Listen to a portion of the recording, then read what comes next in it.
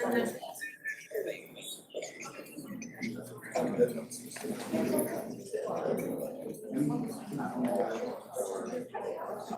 would like to welcome all of you this morning, or maybe this afternoon, to today's seminar. It is sponsored by the Belfer Center's Arctic Initiative and is entitled Demystifying the Polar Silk Road. My name is Henry Lee, and I have had the honor of co-chairing the Arctic Initiative since its inception. I think today's session is going to prove to be very interesting, particularly given the size of this audience and the size of the audience that we have online. So it's just a hybrid event. And it's going to look at this interest by China on the Arctic, which is often scrutinized and is a source of a lot of heated debate. People are concerned that China has pursued greater influence in this region through the expansion of economic initiatives and investments, and there's been a lot of hand-wringing on the part of the Western countries over this, but it's unclear just how effective China's efforts have been. Today, our speakers will look at what we actually know about Chinese investments in this region, and we'll hear about how Norway, Iceland, the United States, Canada, and Russia think and have thought about engaging with China economically. As I said earlier, the title of this talk is the Demystifying the Polar Silk Road, what we know about China's Arctic investments. Why do we care about separating fact from fiction around this issue? As we go through today's seminar, I want our panelists, all of your audience, to think about the questions, and we'll circle back to you at the end. We'll have a Q&A session after the presentation, and after I have first bids at asking a few questions. And before I introduce the first speaker, I've been asked to do a few logistics. We are recording this seminar, and we'll post it on the event page on our website. So if you have a friend or colleague who could not attend this talk, please let them know and they can watch it later. And towards the end of the event, we will take questions for our speakers from those in the room and through the Zoom Q&A function both. Please click on Q&A at the bottom of your screen if you're on your computer to submit your questions at any point during the seminar. So let me introduce our speaker, who is Anders Christoph Edstrøm. He's a visiting researcher with the Belfer Center's Arctic Initiative and a doctoral candidate with the High North Center for Business and Governments at Nord University's Business School in Norway. Edstrøm holds a Master of Science in Energy Management from Nord University Business School. And one of the interesting things, he's actually lived in both Russia, where he attended Moscow State Institute of International Relations, and in Shanghai, where he was attending and did studies with the East China Normal University. So he has been in both places and has some unique perspectives on this issue. Anders, the floor is yours.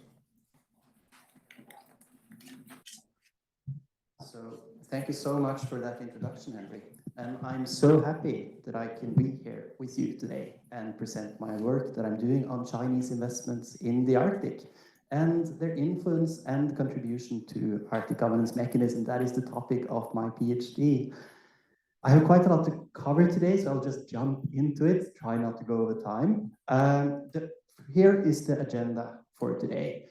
First, I'll very briefly give you a short introduction to the Arctic. Why are we discussing the Arctic and where is it even? Then going into China in the Arctic, what is actually taking place when it comes to Chinese investments and what is the current state of them? And also looking into the case of Norwegian policy making when it comes to Chinese investments. And I think the Norwegian case really can inform somehow on what is going on also in other Arctic countries. And that is why I've chosen to talk about this case today. So, an overview of the Arctic. Here is a map of the Arctic. Some of you may already be quite familiar with Arctic questions from before, others may not. So it is the 8 Arctic states: Norway, Sweden, Denmark, Finland, Russia, United States, Canada, and Iceland. You can see the landmasses here, the northern part, as well as the Arctic Ocean. You may say, why Denmark? That is because of, as you see, Greenland, which is an autonomous part of the Kingdom of Denmark. Also, you can see that the Arctic is quite split and it is very diverse. You may think, okay, it must be very cold, long distances, and snow and ice. It is some of that. It is also the home of 4 million people with their own small and larger communities and their interests when it comes to economic development and welfare, security, and similar questions. Also in the Arctic, you can see really rapid changing climate change. And this has sparked an interest to cooperate on a lot of questions along. You can also see geopolitical positioning and questions about the shipping opportunities and so on. I will continue with China and the Arctic now. So, China and the Arctic, seeing all of these questions that are taking place in the Arctic has had an interest in participating in the Arctic. But China and the Arctic is not something particularly new. It stretches back all the way actually to 1925 with the signing of the Svalbard Treaty.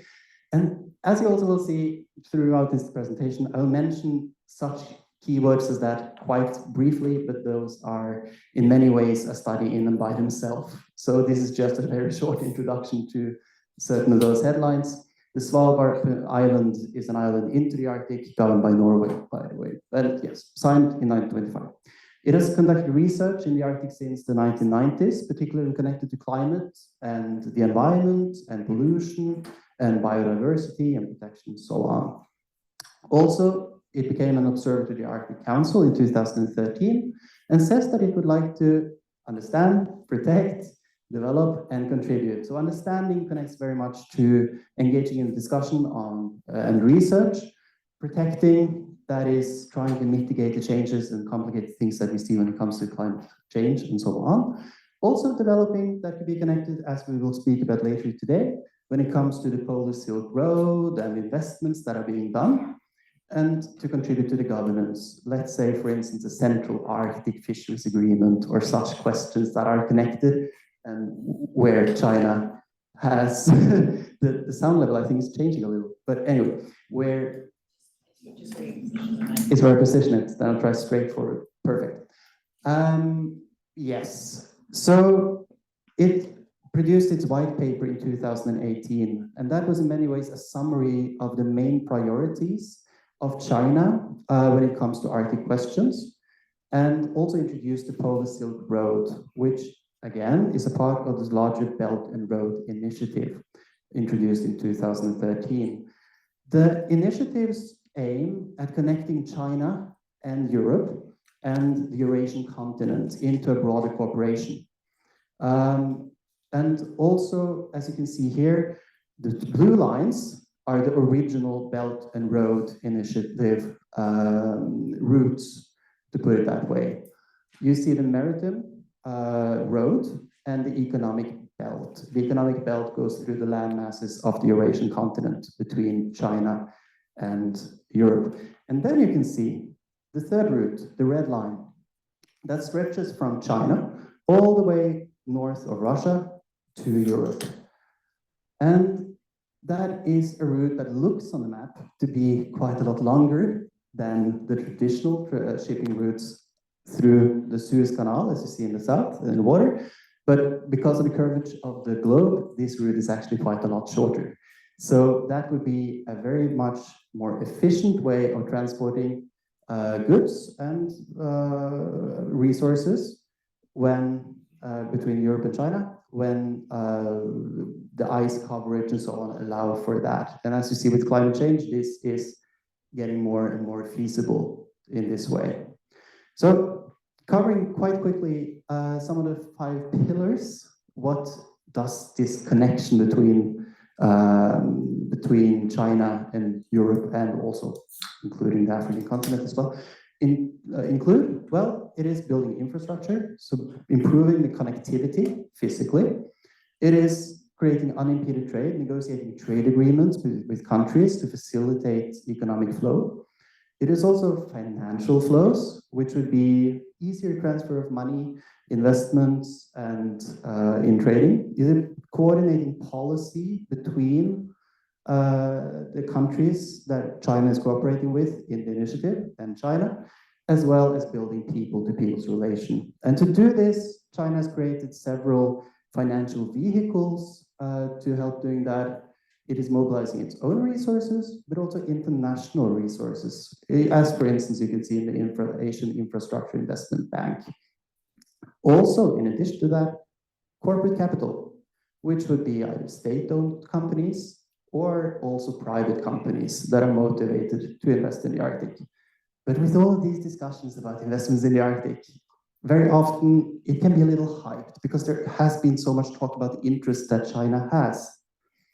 And if you look to the interest that China may have versus what has been achieved, which we will do today, this nuances the picture a little bit, I would say. So the following is an attempt of a map. I hope it is visible for you in the back as well. And this is very much a work in progress. So we would also like to draw in a railway called the Belfer Railway, as well as the pipelines as Power of Siberia. Those will be added at a later point, but basically transporting gas from Russia to China in pipelines.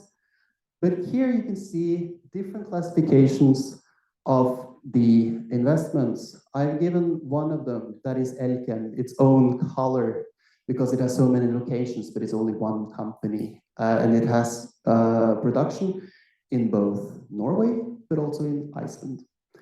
In addition, we have 3 cases of acquisitions that have been drawn out.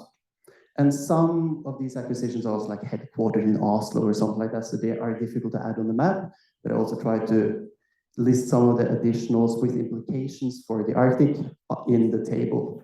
So it is complex, but I think it gives an illustration to the question, are there really any investments in the Arctic? Some are proper investments. Others could be, for instance, research station, an interest like that, an engagement in conducting research and establishing a station in either Svalbard or Iceland, or even I marked this space antenna installation in Finland as that. It is a bit difficult sometimes to categorize, but you can also see mining interest and oil exploration fields as well. So jumping into what is actually being achieved. Here, I've kind of tried to traffic light the investments according to the success that we know.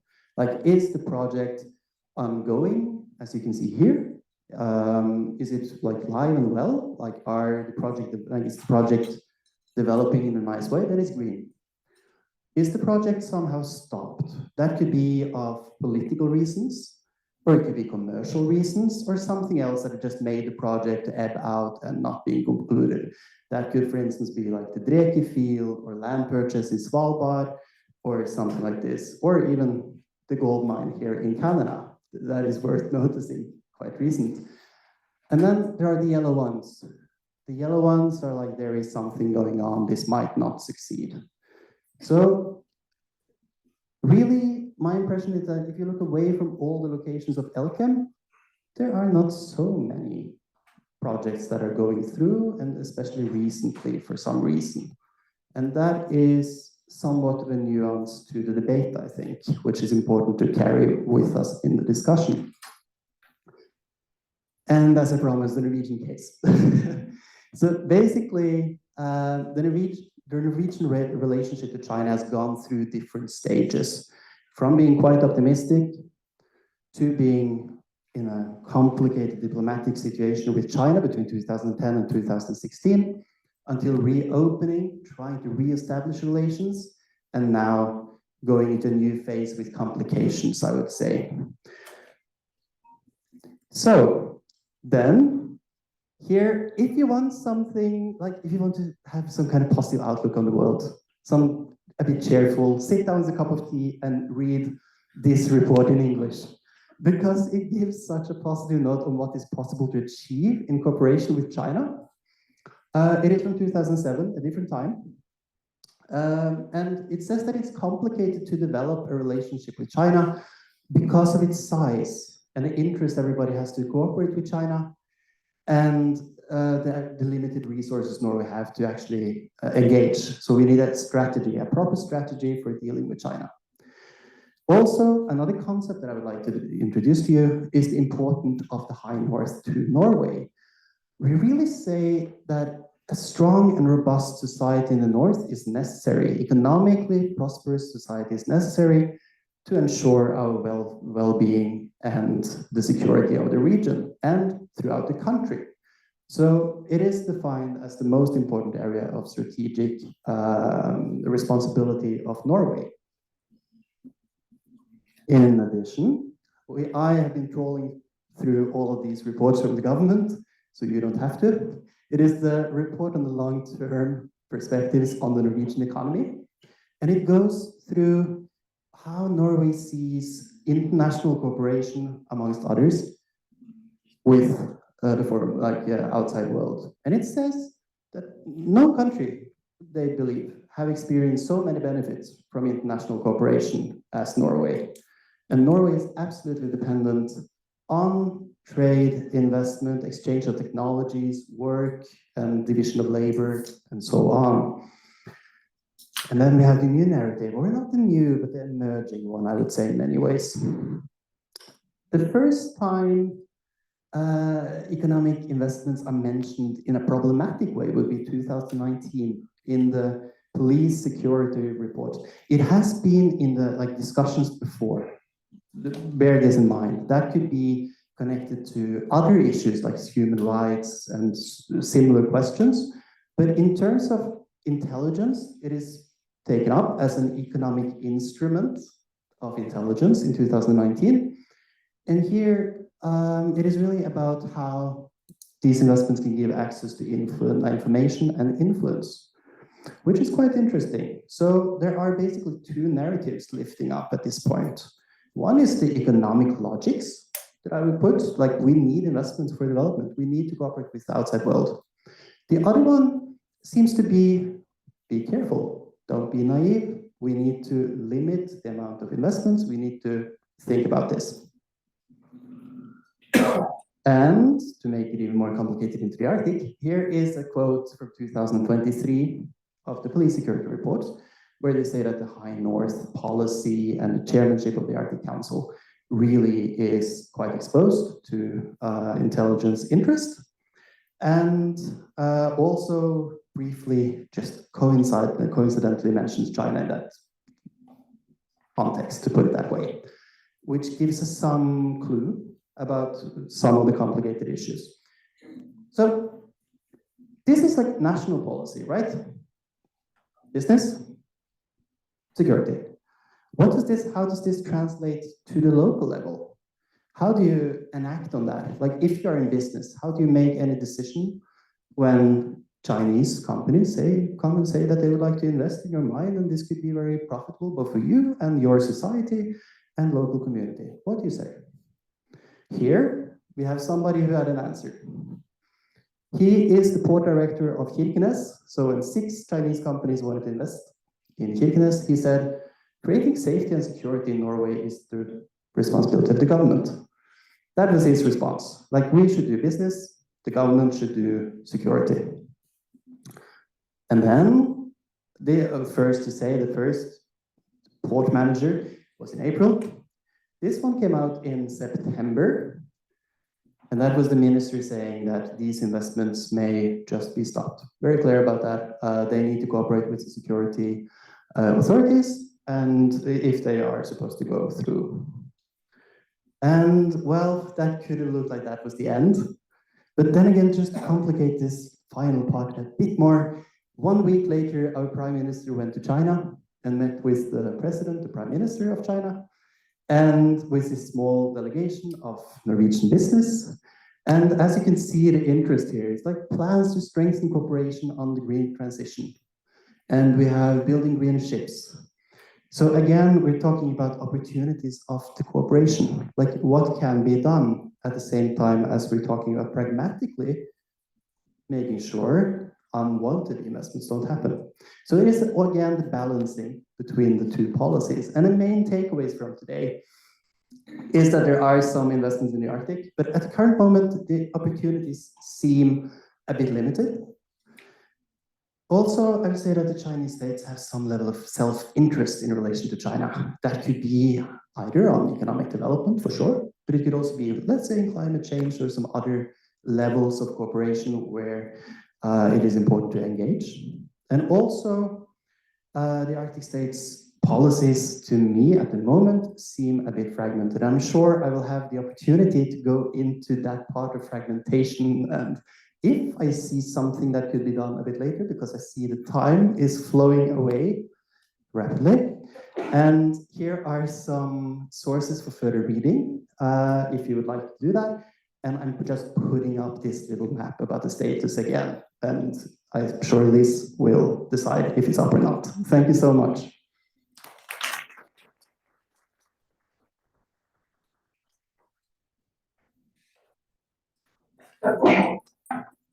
Okay, we have two other panel members. One is Ríkey Hauksdóttir. She's a pre-doctoral research fellow with us at the Belfer Center and a doctorate candidate at the University of Iceland. She is researching China's Russian Arctic relations. She is a former project manager at the Center for Arctic Studies and has worked as a journalist and a radio broadcaster. Hauksdóttir holds a BA degree in Chinese Studies from the University of Iceland and a master's in international relations from the same university. Her main research interests include Arctic geopolitics and security, Chinese and Russian foreign policy, and small state security. Our third member of the panel is Dr. Whitney Lackenbauer. Whitney just completed a report, was a co-author on a report by the Wilson Center on selling the new Arctic state, where he co-authored this with Adam Lajeunesse, in August of this year. It's an excellent report. It goes over all the Arctic countries and their positions with China. And while I can't say I read the whole thing, I did get halfway through it and I learned a lot from it. He is he has the Canada Research Chair in the study of the Canadian North and a professor in the School for the Study of Canada at Trent University in Peterborough, Ontario. He has served as honorary lieutenant colonel in the 1st Canadian Ranger Patrol Group, headquartered in Yellowknife in the Northwest Territories, with patrols spanning Canada's 3 northern territories. So he is a person who has actually been there and lived in the Arctic. So that gives him a somewhat different perspective. I would like to start with a couple of questions, and then I'm going to open it to all of you. And I guess I'm going to start, and I'm going to ask this to the whole panel, but I'm going to start with Ríkey. And that is, can you say a few words about China's relationship with Russia in the Arctic? And you know, I know you've looked at this, and certainly this is sort of the big gorilla in the room here. And then I'm going to ask the rest of the panel the same question. Yes, definitely. And I would like to start by thanking you all for coming here and thanking you for the opportunity to speak today. I see many similarities between the Norwegian case and the Icelandic one, but when it comes to Russia, it's quite a bit of a different story. So both China and Russia wish to strengthen their economies. Russia is in need for a strengthened economy to maintain its war machine in its ongoing invasion of Ukraine. And China needs to enhance its economy especially now after the COVID pandemic and economic slowdown and unemployment on the rise. And both states have explicitly said in their Arctic policies that they wish to exploit the Arctic region for its vast natural resources. And the Russian Arctic offers so many opportunities for natural resource exploitation, oil and gas development, minerals, metals, as well as shipping, as Anders mentioned, and fishing. And the oil and gas industry are the foundation of Russia's economy. And China is Russia's main buyer of oil and gas, a dependence which has grown since Russia's invasion of Ukraine. But there are some notable Chinese direct investments in the Arctic, but they mostly remain limited in scope. Russia supplies China with oil via the Edstrøm pipeline and gas via the Power of Siberia pipeline. And then there's the Yamal LNG project, which is probably the most substantial one. But if you look at it in context, although it's substantial in the context of the Arctic region, it's only a small player in China's overall LNG imports. And this is, of course, in this context of China and Russia having this no-limit relationship, which in recent years, and especially since the invasion, we have seen this increased focus on the Arctic region. So there are joint statements, speeches, which state that China and Russia wish to develop the Arctic region, especially. But what I have seen from my research is that there seems to be some hesitation on the Chinese side to further invest in Russia. So we have seen Vladimir Putin publicly calling for further Chinese investments in the Arctic.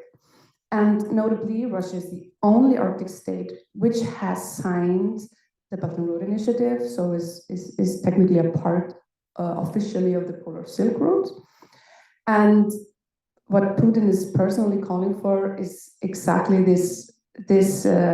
the kind of investment that the Belt and Road Initiative aims to do: infrastructure, trade, increased relations. But what has happened since the invasion, especially, is, for example, the Arctic LNG 2 project has been halted due to US sanctions. So I think it's important to note that China has other interests as well, which might play a larger role in Chinese foreign policy, which is the Western markets. So the US, despite increased tension between US and China, the US is still China's largest trade market, and jointly the EU makes up the third. So I think there are other interests that China has to consider here as well. Thank you. I think also if you go back 15 years, there was a fair amount of tension between China and Russia, which has at least been put in the closet for the last 5 years. And China has been reluctant to sign a long-term gas deal for the new pipeline with Russia, arguing they don't want to become overly dependent on a single country. So, Whitney, what do you think? Well, thanks. First of all, Henry, Jennifer, the rest of the Arctic Initiative team, thank you very much for inviting me to be part of this event and join the discussion. Anders and Ríkey, wonderful presentation. So I'm going to very much try to avoid repeating what you've said. But yes, to much of what you shared with us already. I think reasons why we're worried about the Sino-Russian partnership coming together are, as Ríkey described, the declaratory statements. These proclamations, are they words without a lot of substance? I think a lot of them are. This is a partnership that does still have limits to it. It's certainly one not without limits. We've seen indicators, signals like new forms of Russian-Chinese military cooperation, exercising both in the maritime domain with naval vessels, in the North Pacific, the Americans would say Arctic because it's the Aleutians, and also recently in the air domain. Now, whether they're flying alongside or they don't have integrated command and control systems like we have within NATO or the Canada-US relationship through NORAD, but nevertheless, they're signaling. So these indicators, as well as Ríkey said, partly some relationships that were established even before Russia's brutal further full-scale invasion of Ukraine in February of 2022, in terms of building some of those connections for China to purchase oil and gas that was already under sanctions since 2014. But at the same time, we've seen an increasing dependency on the part of Russia, an increasing reliance as sanctions have deepened and persisted. Okay, so I wrote a piece in Joint Force Quarterly with a couple of colleagues, including a couple of Russian experts, speak Russian, on what we saw as friction points in the Sino-Russian Arctic Partnership. So the 4 reasons why I don't think that they are besties, that they're best friends forever, and that this is a partnership without limits. First of all, is Russia was the state, the Arctic state, that was most apprehensive about opening up the Arctic regional governance tent to non-Arctic states. It was arguably, Jennifer could speak, but she can't, about what would have gone on behind closed doors in Arctic Council meetings when this was described. Russia, from what I've heard from people, was certainly not the least enthusiastic about seeing China having a say. So China has aspirations to be, as part of its aspiration to be a great power and eventually a global power, right, to have a stake in regional bodies like the Arctic Council, to be a central player. Russia is not going to be enthusiastic about that. And I think we're going to see that play out further. Secondly, the question of sovereignty. Russia is the largest Arctic state in terms of territory, in terms of maritime jurisdiction, at least according to their accounts. I would argue Canada actually has more, but that's a different story. When it comes to the Northern Sea Route and Russia's very expansive, self-declared set of regulations, I'd say that far exceed international law, over the Northern Sea Route and the broader Arctic zone of the Russian Federation, this does bring them at some point into conflict with China over freedom of navigation and some pretty fundamental issues in terms of international law that are not at the forefront right now, but push comes to shove, these are going to be friction points that can't be avoided. The third, marine scientific research. We can see that some of the activities by Chinese research icebreakers on areas of continental shelf to which Russia, in its submission, suggests it has sovereign rights over resources on the seabed and below, right? China has actually changed some of its polar research expedition plans in light of what are probably Russian protests or senses of frustration that China might be encroaching on what are Russian sovereign rights. And of course, China's use of marine scientific research as a vector for gathering dual use or multi-use information, which some would say everybody does. They're doing it as another cause of particular concern because there are scenarios in the future where Russia and China are strategic competitors. And lastly, and here's where I agree with Ríkey completely, and Anders, your great map, we've overhyped the actual amount of Chinese investment in the Russian Arctic. There is more Chinese investment, more money there than elsewhere. I take that. But where we looked at that investment is largely concentrated, as Ríkey said, in the Yamal Peninsula. There has not been a lot of Chinese uptake by Russian overtures to help them build port infrastructure and other enabling infrastructure for the Northern Sea Route. So I think we have to be very sober, and this I'm sure will be our further conversation, sober about what we're inferring into what China's desired amount of influence is rhetorically versus what it's actually prepared to put its money into, or in the case of the other Arctic states, what it's actually able to do, given that the Arctic states still hold most of the cards. Russia's in a somewhat unique position. I guess can't be somewhat unique. Sorry, I won't hedge that. Russia's in a unique position given some of its economic dependencies right now, but it's also places China in a precarious position where it is not ready yet to cut all of its ties to Europe, and its disingenuous neutrality on Russia's brutal invasion and further war on Ukraine are something that is not engendering goodwill on the part of Europeans. And we'll talk later about how a lot of what Russia had seeked to promote as win-win opportunities in the 7 like-minded Arctic states have really not gained a lot of traction. And in fact, in the last 4 to 5 years, we've seen a dramatic cooling in a lot of what even people like myself saw as opportunity space for mutually beneficial investments. There's just the same goodwill is not there, and the public opinion polling shows it. Thank you. Anders, you want to add some things? Yes, please. And I think you're right about that. I think that the public opinion towards the Chinese investments at the moment has turned. I think the policy level as well see China differently after the invasion of Ukraine and the attempt to appear neutral in that relationship. I also think it's been a very difficult time for China, to put it that way, in navigating both the West, to put it like that, the collective West, and its neighborship with Russia and the Russian investments. That is not excusing anything, but I think it's been a very difficult time in the offices trying to do that. So again, I think the window of openness and opportunities for investments is a lot smaller now. And then I think also this is a little what I try to see in my work as well, if I can relate to that already now, to lift it up. It is a very natural thing that the security debate is being lifted up.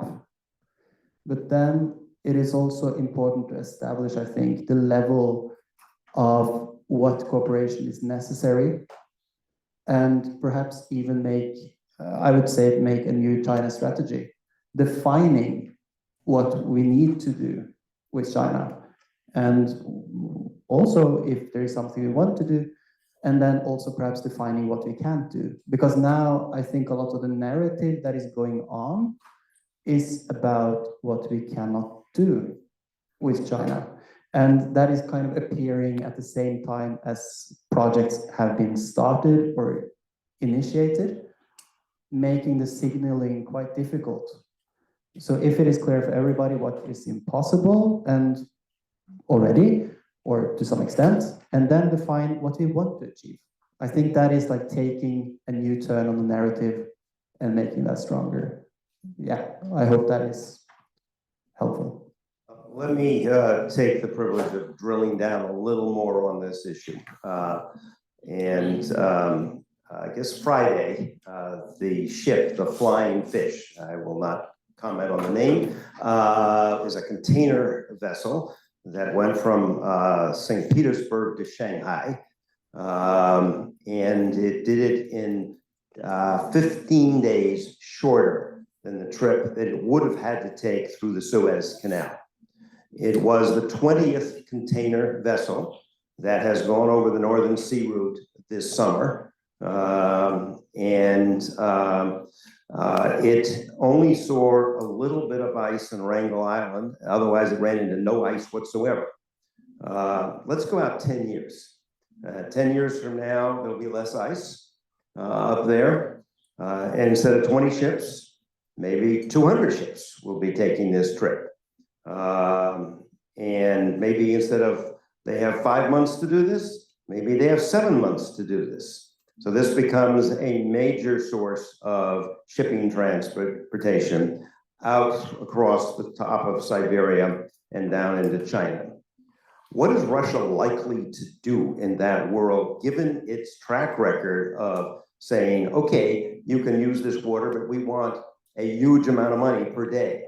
Now, just to put it in perspective, why this is convenient, the average cost for a container ship is about $100,000 a day. So you're saving, by 15 days, you're saving $1.5 million by going across the top of Russia. So there will be probably a number of people who might think that's a good idea. So going out in the future, what do you expect? And most of those ships, a lot of those ships are going to China. So China has a huge interest in this. So it's not a minor point for them.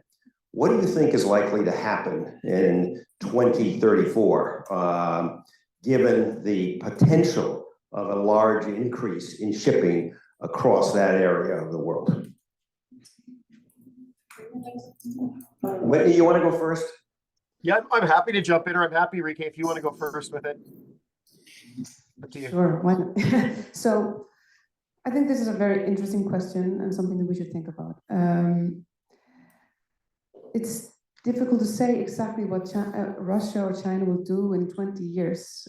But if I had my 10 years. 10 years, okay, 10 years. If I had my crystal ball, I think as the Arctic gets more accessible, I think Russia has shown that it's very eager and willing to exploit it. It just depends on, at least when it comes to investments, if it gets the funding. I mean, Whitney mentioned that Russia is very keen on maintaining and securing its sovereignty in the Arctic region. And there has been this issue of calling parts of the Northern Sea routes its internal waters, something which there have, I think in your report, Whitney, please correct me if I'm wrong, you mentioned this as a friction point, right? But this could be a friction point with China and Russia in the future, that because China does not see all parts of the Northern Sea route as Russia's internal waters, that China might be more eager to, this could be a friction point between them, but I would allow Whitney to elaborate on that. Whitney? Yeah, and I'll play on a few ideas here, Henry, because part of me, my cheeky comment would probably be, yes, and we were having the same question 10 years ago and 15 years ago, framed exactly the same way. I mean, Russia has been very enthusiastic in marketing and promoting the Northern Sea route as a prime place for international transit shipping going back many, many decades now. I think you're right talking about some of the changes to the cryosphere. I think things to keep in mind. First of all, for international logistics companies, you are still talking about a relatively narrow window of time when we're talking ice-free, and that can be a bit of a misnomer. And I think there's some future projections where as the cryosphere is reduced, as the amount of ice-covered water in the Central Arctic Ocean is reduced, what does that mean in terms of more extreme weather events, for example? Things that are actually moderated by that, having a canopy of water in a solid state. There's a lot still of unknowns that I think go against the attractiveness of going all in, thinking that this is going to be an alternative to Suez or the Straits of Malacca. So I see China as, of course, testing out the feasibility of this. But if I were a Chinese strategist, I'd say this is important because it's your back door. If somehow you got into a war with, let's say, India, and some other strategic straits were cut off, you'd have a way around. So I think China's playing a multi-level game here. And I would still say Northern Sea route is the most feasible of those largely still potential Arctic routes in terms of feasibility for commercial traffic, but it's still not overly attractive. And I'm not the expert on this. Others have done the deeper sort of analytics around it. China is interested in it. They're signaling interest, but I really don't see the Arctic routes in the next 10 years. I'm loath to predict beyond it, but within the next 10 years, really representing a major shift in overall logistics flows, unless something unforeseen would happen, say with the shutting down of the Suez Canal or the Malacca Straits, as I mentioned. Anders and Ríkey, want to add something? Okay, yeah, I just wanted to add, yes. And I agree with Whitney, and we are discussing the Arctic region. So that means harsh weather conditions. And what we have seen is that Chinese investors are hesitant to invest in the Arctic region also because of search and rescue and the cost of insurance. And perhaps also just to add that the report from 2007 that I showed, it is not very long time ago. And the world is really changes really quite quickly in terms of international relations on a large level. So I would say perhaps quite a lot actually depends on Russia in this case, what it chooses to do towards the rest of the world and what level of engagement the rest of the world is willing and interested in engaging with Russia on, basically. And that will, I think, also predict a lot of the actual activity that is possible along the Northern Sea route, if I should predict something. But yeah. Okay, I'm going to ask my last question, and it's going to be totally different, and which is, in the last few years, there has been a lot of concern about either the potential or in a couple of cases of scientific research stations, concern about China's investments or their wishes for investments.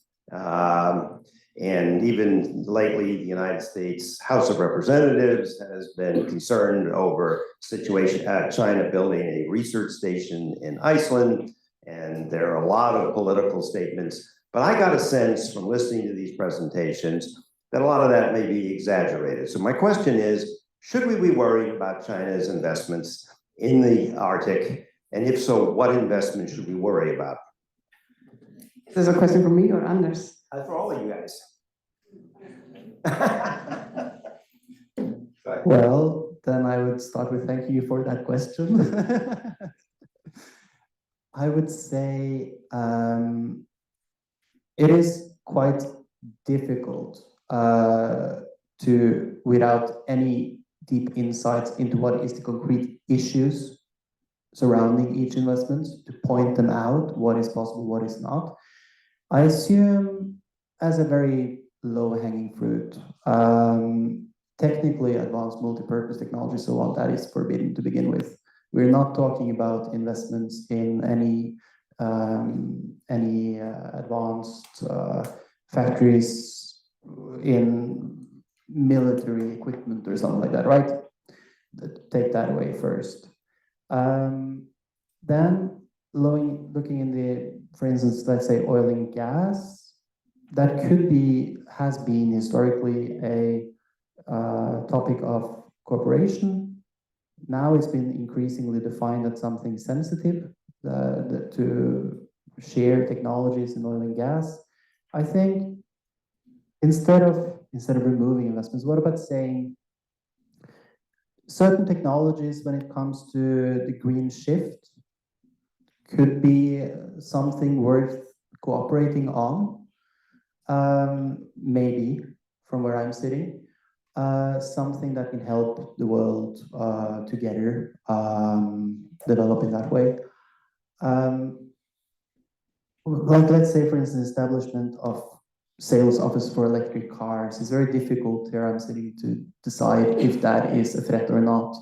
But this is a discussion I think should be had at a certain time, like what is okay and what is not. That is a very neutral answer, but Okay, I'm going to make this a little easier on you guys. I'm going to pick three. A mine for rare earth, a research station located maybe in Iceland or Norway, or a spa for tourists. Which of those would you allow, and which of those would you have concern over, and which of you would say that's a great investment? I wish all Q&A had this multiple choice. It would make everything so easier. Well, I think it's also a political decision, depending on the level of which the country in question has with the home country. Rare earth is also very interesting, following the rare earth discussion and the links to security. And I know you mentioned this, the science research station, because of the northeast, the research station in the northeast of Iceland. So what I have found in my research, and I co-authored a paper on this with my colleague, Hauksdóttir, we found that this research station, so Iceland went through a similar development as Norway, had all these hopes and dreams of China, in some ways helping Iceland out of its financial crisis in 2008. And the hope was that China's Arctic interest and interest in shipping would make building a harbor possible, and Iceland would turn into this great hub between China, North America, and Europe. And at the time, there was this hope, the government at the time had the hope of establishing a free trade agreement, which they did, the first European country to sign a free trade agreement with China. And from our research, we found that the Icelandic government used the research station in Iceland in a way to facilitate the free trade negotiations. So it's, from a governmental perspective, very economical decision to allow China to have this research station in Iceland. And Iceland also supported China in its bid the same year to become an observer in the station.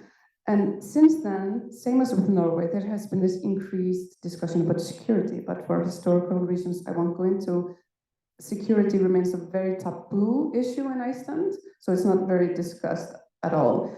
So there's very few discussions about the research station from a security perspective, although sometimes there are articles about a suspicion about the, like a local news articles about the suspicion that there might something else be going on. Yeah, so, but what we have found at the time, there was, this is the same region that a Chinese billionaire wants to buy land, Icelandic land, and that was halted. But that was not because of security issues. What we have found is that it was because of China's human rights abuses and, well, yes, suspicion of what the Chinese billionaire was really doing. So a spa was really not okay in that context. Whitney? Yeah, thanks, Henry. Great question, and thanks for precising it down. And I'd say for all of them, I'd want to ask you where. So in essence, with tourism, I think the issue would be, are we talking, a location in Alaska adjacent to Fort Greely? I'd be very, very hesitant about that. Same thing for a scientific research station, sitting right beside strategic infrastructure. In Canada's case, I think we would say we already have a Canadian High Arctic Research Station. Our situation is different than Norway, say with Svalbard, or the situation in Iceland. So we will build the infrastructure. If Chinese researchers want to come, they will have to work out partnerships with us. But that's a very Canadian specific one. When it comes to critical minerals, I think this is a fascinating one. And we have a case that's played out recently in Canada that both indicates, the challenges of managing expectations around investment, but also exposes some potential contradictions or real friction points. In this case, it was a greenfield site, so a site under exploration in the Northwest Territories, about 100 kilometers east of Yellowknife, where there is a military base, but that's not the primary driver for the concern. The company was an Australian company partnering with a Canadian company that had worked out a deal with the local First Nations, who are land rights holders, own the land to be able to develop this site. Chinese investors, Xingye Resources, purchased an 18.1% share of Vital Metals, the smaller Australian company, which gave it a way to have, in essence, a controlling influence in that company, but falling under the threshold of the investment review agencies in both Australia and Canada. So China then changes the nature of the board of that company. And a lot of the worries locally is all of the agreements that have been reached with the previous iteration of that company in terms of guarantees of employment, impact benefit agreements for Indigenous peoples are all swept off the table. Perhaps even more importantly, the social license to get approval for that mine amongst the First Nations was because it was going to contribute to a Western value chain contributing to a green economy. If China is consolidating its global monopoly stranglehold on rare earth elements, controlling much of the essential parts of the value chain that will allow for a green transition, then we really find ourselves in a big question. So I put that out to you and say, is that a unique, exceptional Arctic challenge? And I think my question always is, what do we intend to do as our overall national or alliance strategies to deal with these kind of questions, and not what is particular about the Arctic? And I think a lot of our Arctic discussions were not crystal clear in why we should be particularly concerned about Chinese investments in the Arctic versus in strategic sectors of our economy more broadly, or strategic locations more generally. Thank you. Okay, I'm going to open it up. Questions here from the audience. You want? Okay, thanks. Hi, thank you so much for a fascinating presentation. My name is Emil. I'm from Denmark, and as you mentioned, Denmark's a part of the Arctic Cooperation on a bit of a wild card. Greenland is semi-autonomous, but constitutionally part of the Kingdom of Denmark, but with strong aspirations for independence. And for a long time, Chinese investments were seen as an important path to independence, creating economic growth, creating jobs. But when we came down to it, these investments didn't actually deliver the jobs that were hypothesized at the beginning. So my question is about local creation of value in these Arctic areas that you described, Anders. And I wonder if that issue is part of the reason why we saw so much yellow and red on your traffic light map. Thank you. Thank you for that question. And yes, I think it is part of the reason. I think, as I remember it, one of the projects itself was stopped because of basically the iron prices falling so far that they were not commercially viable to develop at this current time. There was no activity in the mine, and then the Greenlandic government pulled the license. So that is one of them. Another one, that is the one in the north on the map. That was now basically the Chinese capital has been changed to its American capital. And I think the Chinese developer is still in, but the agreement to develop that is non-binding. So there is something going on there, right? That is not maybe not purely commercial, who knows, but it could also be some American interest in developing that mine. When it comes the airports, they were withdrawn. They wanted to construct 2 airports in Nuuk and Ilulissat, and they were not, in the end, China was not chosen to make those. That was also after some international debates, I would say. When it comes to the last one, I think I remember that there is quite also a lot of public opposition to the mine, amongst others because of uranium in the mine, and also, of course, natural damages and so on. That is the one, I think that is Kvanefjeld, or is it Isua? Yeah, I will have to check that and come back later to you. But, and also, I think also this goes back to one more thing though, because you asked about the local value creation in this case. And I remember a debate that I listened to also with Jennifer Spence, who was there in the first row in Iceland, where she asked the question, okay, but you know, sustainable economic development, but sustainable to whom, if I don't remember correctly?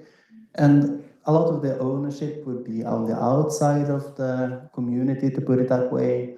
That is also, I think, a challenge to some Arctic communities, that most, like a lot of the benefits and are not retained in the local area or in the part of the, part of the region, to put it that way. I think I'll stop there. Anders, can I follow up on that a wee bit? Say one of the things that I've been noting, and my team's been noting in recent years too, is China has sort of stepped back. And as we saw on Anders, your illustrative map, which was helpful, right? A pause on some of the activities or proposed investments or things that had been contemplated, say, 7 years ago.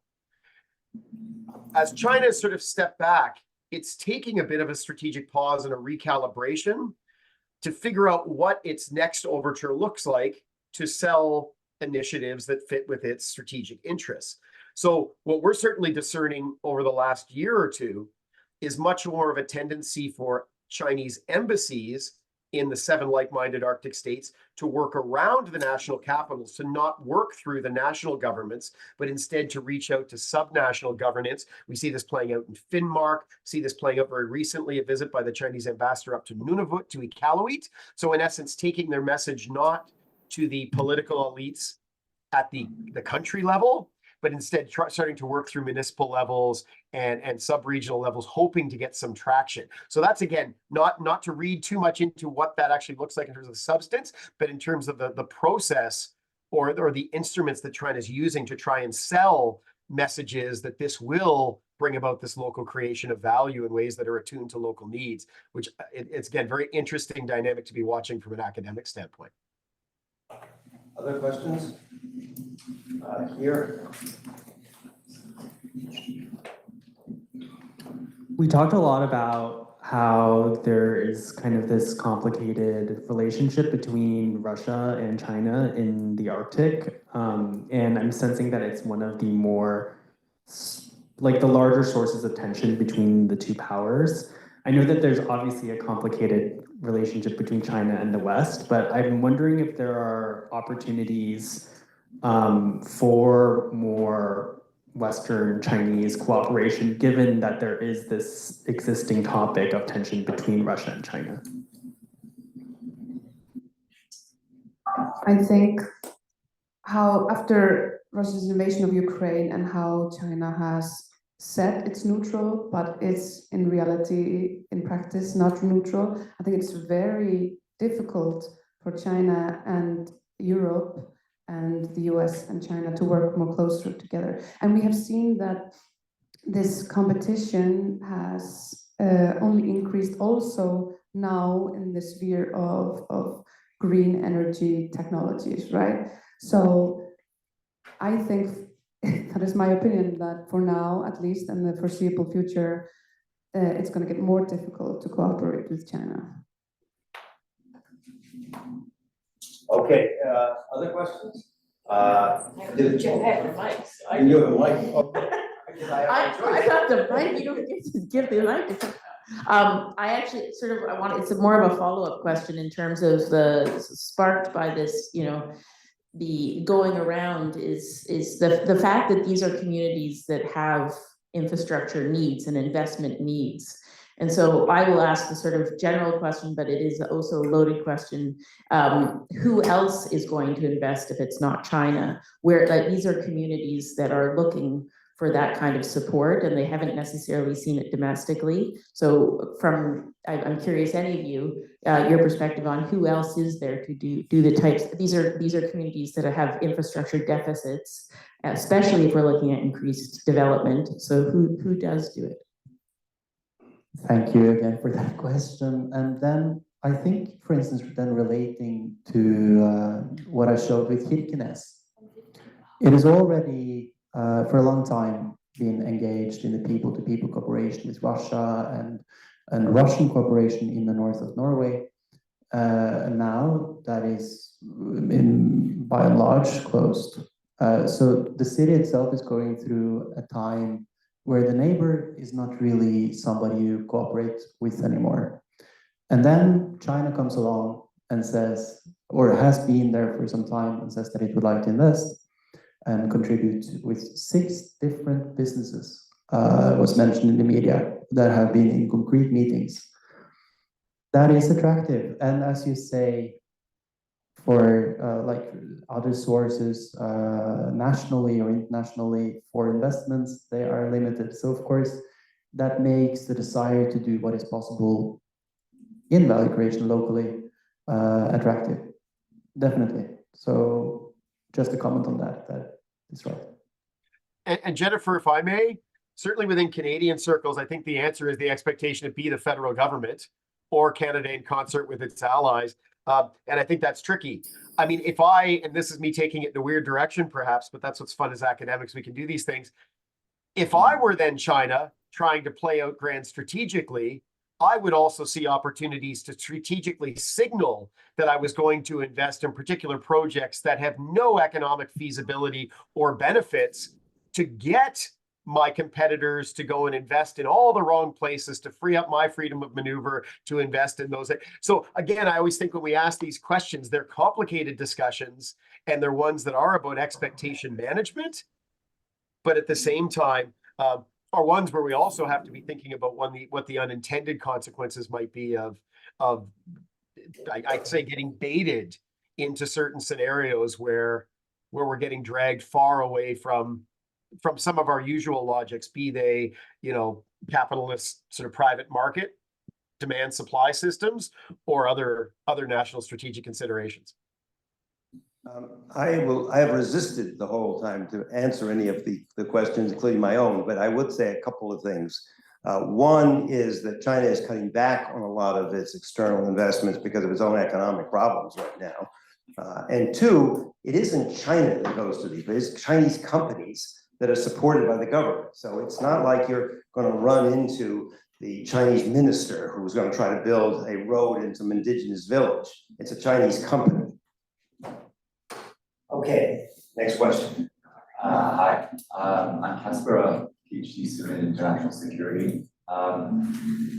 One question I was wondering about is that the North Pole is known to be a very suitable occasion for submarines that carry nuclear ballistic missiles, because under the polar ice cap, it's very hard to detect them. And I'm wondering to what extent research stations in the Arctic region might actually double as signal stations for military purposes to detect and track movements of the American nuclear submarines.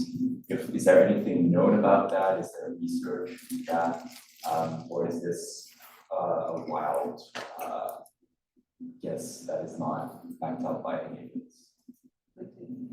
Whitney, this is yours. Yeah, thanks, Casper. Interesting question as well. I mean, yeah, I think there's lots to be contemplated as well, because there's a lot of discussion in media about submarines and prospective futures where Chinese submarines would be in the Arctic. A lot of, I would say, misinformation propagated by our own news media about where China is at with its submarine program and what it would get out of activities in the Arctic. But that said, I'm not sure if we have to look necessarily at sort of fixed stations as being primarily about doing subsurface detection of of submarine activities. I think when we look at a lot of the basic science that's being done in the north, hydrographic, bathymetric, oceanographic details. I see Doug Causey's on the call here. He could speak to this stuff in great fidelity in terms of the kinds of science that's being done. That stuff has applications when it comes to detecting submarines under different scenarios. So again, I don't think it's as much the duplicitous signal stations sort of under civilian cover and really collecting military data. I think a lot of it is actually, I look in the maritime scientific research, marine scientific research domain, and certainly a lot of talk around Russia and a lot of the refurbishment of a lot of its old Cold War infrastructure on some of its Arctic islands. And I think we can safely assume that that is all dual use, it's all multi-use, and the challenge for us becomes they are a sovereign country. Under international law, they have the right to protect themselves, but a lot of technologies that are very appropriate for defensive purposes can also be, right? The notion of threat equals intent plus capability. The capability exists, and if the intent changes, that could be used for offensive. That's the kind of stuff I think we have to be vigilant in monitoring and looking at all potential scenarios, but then also doing our hard work as academics and analysts to affix sort of degrees of certainty or probability to certain futures. Because I think in the Arctic security space, we come up with a lot of scenarios and we talk about a lot of possibilities, but we don't actually get to that hard work of saying, but is this a likely outcome and what is more likely? Thank you. Okay. If I could also. Other questions? Okay. Yes. Yeah, thank you so much for the presentation. I have a quick question. So like yesterday, I saw a fleet of China's Coast Guard vessels enter the Arctic Ocean, like first time in history. And I was wondering what's your take on this and what is the broader implication of China's increasing activity like in the region? Yeah, thank you. I'm not gonna answer this. Thank you. I honestly didn't know that, so I would need to read up on that before answering. Thank you. But Whitney, you have an answer. Oh, I'll jump in on this one too, and it's speculative because I hadn't seen that story either. Two things I keep in mind. I mean, what is the nature of how they're justifying their activities? Is this for science? Is this what are they trying to demonstrate? First of all, I'd say we've seen China using its icebreakers, research icebreakers, to normalize its presence. If we go back 15 years, the Zhuilong, the snow dragon entering Arctic waters would send ripples throughout the Arctic states. Oh my gosh, the Chinese are here. Now they've got several icebreakers that can go and pay more normal visits. So I think this is part of China's overall strategy of normalizing its regional presence and ultimately then legitimizing its presence in a region where it doesn't have sovereignty or sovereign rights. But then on the flip side, I'd also always caution people, the Arctic is a potential diversionary theater. If I were China and I were wanting to be pulling the attention of the West away from my absolute vital centers of gravity, I'd be sending signals that would want them to pull more resources into the Arctic and free up my margin of maneuver in other parts of the world.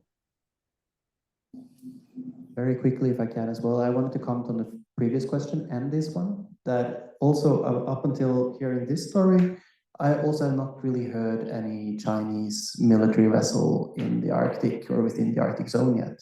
There's been some joint cooperation, exercises, but that was with Russian ships in the Arctic and not Chinese ones. I'm not in security, but in business, but this is what I've heard, and yeah, that seems to be the level, but maybe this story will be really interesting to hear more about. Any other questions? Yes. Hello, John Martin, PhD student at Boston University. Thank you so much for the presentation. Curious on the Indian view of Russia-China cooperation in the Arctic, or hype, if that is what it actually is.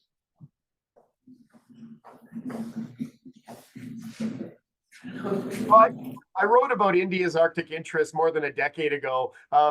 So some of my ideas are probably a little outdated, but was just at an event in Oslo a couple of weeks ago where there were some fantastic presentations by Indian strategic studies scholars and international affairs scholars speaking about their view. So I think with China, when I think of how things are playing out vis-a-vis Russia, it's always remembering that relationship between India and China as one that's, you know, often quite antagonistic, certainly competitive. So in essence, if I were playing this through the lens of the Kremlin in Moscow, I'd be saying, all right, so turning to India and tightening relationships there helps me to diversify my markets and make sure I'm not too dependent on Beijing.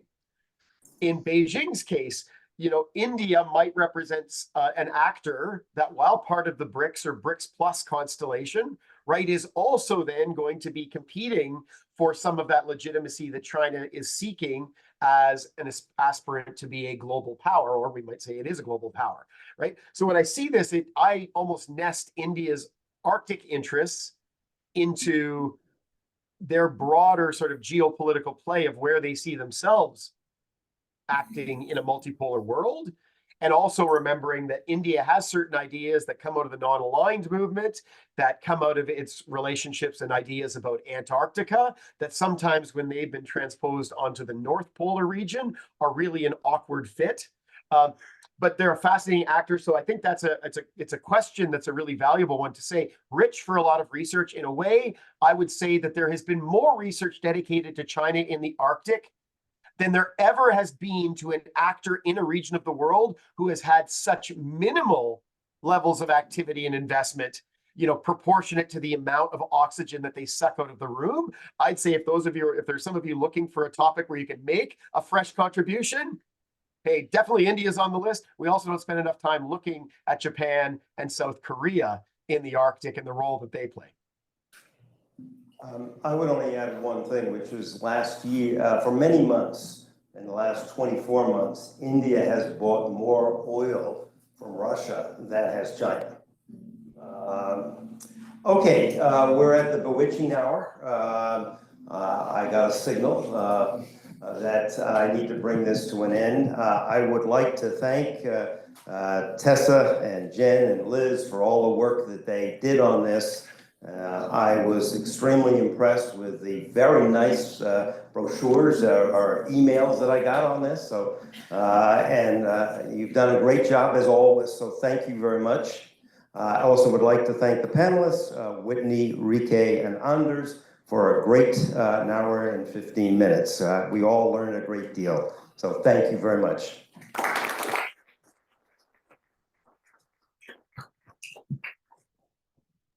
Thanks, everyone.